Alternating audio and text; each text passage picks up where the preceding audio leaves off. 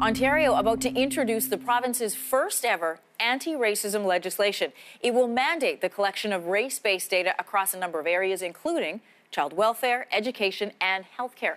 Joining us now is the person behind this plan, Minister of Children and Youth Services, Michael Coteau. Welcome back. Good morning. All right, first of all, this is a heavy topic in our country, and it's one that's in the headlines. Let's define what systemic racism is. People can get their backups when they hear that. Right. So it's not like, regular racism where you point at an individual and you say, you're being racist. This is about system racism. So, you can have an organization where no one's racist, but because of the way that institutions been built over many years, there's systemic barriers that are in place that allow some people to benefit, but keep some people back. So it's removing those barriers to allow people to reach their full potential and really take advantage of the opportunity this great province has to offer. Our government's made a huge statement, or the Ontario government's made a huge statement by saying this is something that we want legislation around. It's interesting. I spoke to a lawmaker in the UK, and even using the word systemic racism sometimes is difficult, right? So I think Ontario's done something right. We know that by 2031, almost half of the people in this province will be racialized. We know that racism is on the rise. According to the CBC, there was a 600% increase on racist terminology and use online last year alone. We see what's happening across the province. We believe as a government that we need to get ahead of this. And we need to make sure that people are positioned to be successful in the province.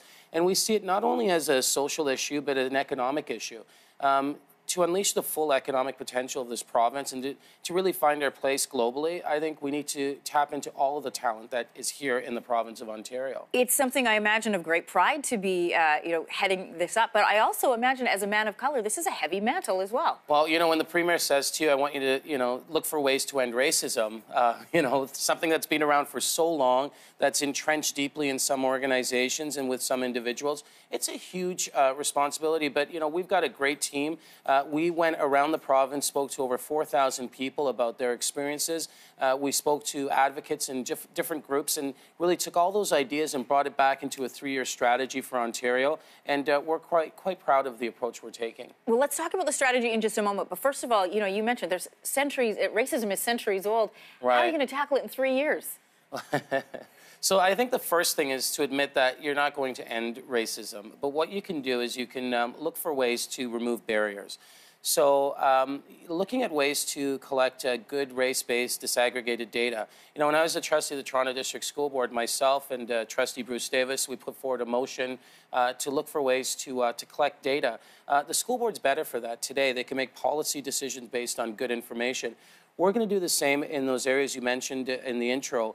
Look for ways to make better policy decisions when it comes to our correction services, to education, to healthcare. Looking at ways to collect that data so when we're making decisions, it actually allows us to make more effective decisions. So that's the approach we're going to take.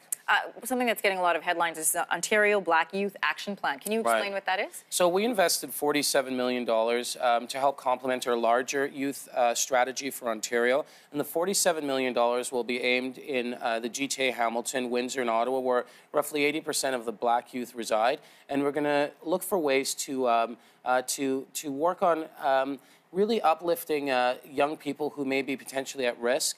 We've seen the numbers here in Toronto, and people don't really know these numbers, but over the last decade in the city of Toronto, there's been about 150 young people, so 21 and under, murdered in the city. Majority of those young people have been Black. We're looking for ways to better position young people in the province so they can be successful and they could really go out there and build the type of lives that we want Ontarians to have. Your response to other groups who say, look, we are racially segregated as well. This is not just a problem within the Black community. So Indigenous communities, Black communities, seem to be at the harshest receiving end of racism.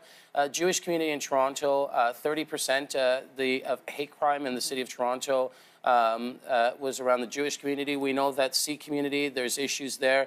All racialized communities go through some challenges, but If you look at the numbers, you'll see that Indigenous and Black youth seem to be the highest recipients of any type of hate crime, and to be at the bad end of the economic development piece. So we're just going to look for ways to help lift those communities a bit, work with leaderships, work with communities to find solutions, long-term solutions, so young people are better positioned for success in the city. Look, this is a hard topic to take a look at, no matter what sector you are. So I congratulate you for doing it. Wish you the best of luck. Thank you very much. I appreciate it. We'll talk to you again soon. Thanks for coming in.